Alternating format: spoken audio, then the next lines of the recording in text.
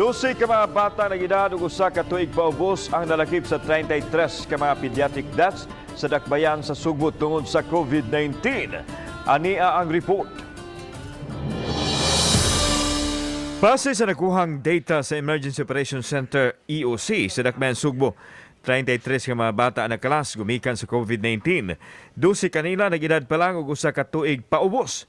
Wa hinoon mo detalye si Kunsyal Joel Garganera sa hinungdan nganong gitakbuyan ang mga bata sanglit nagkuha pa kini og kasayuran mahitungod ini. Usa atong duha ka buok ang 2 years old.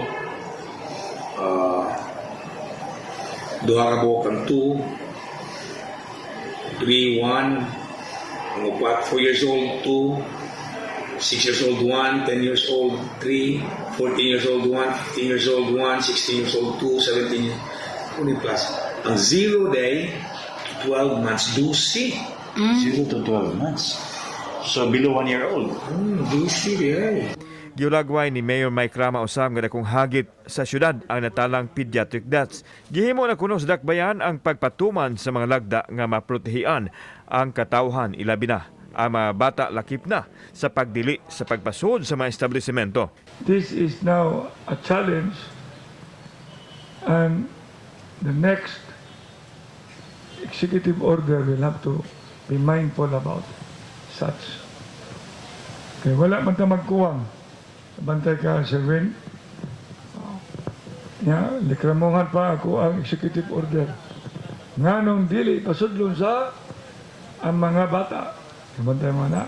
Iyang ipanghimugatan ang pagdasig sa mga mulupyo sa dakbayan nga pabakunahan ang mga bata nga ginakdang sugdan ang vaccination sa 5 anyos hangtod sa 11 anyos sa Valentine's Day. If I can see na it can be done in a hospital but not inside the hospital.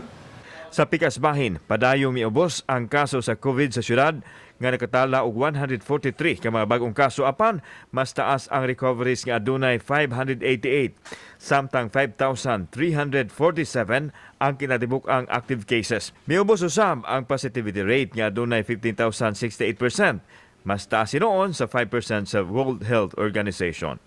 Kauban si Christopher Lumayag, ako si Alan Domingo. Balitang Bisdak.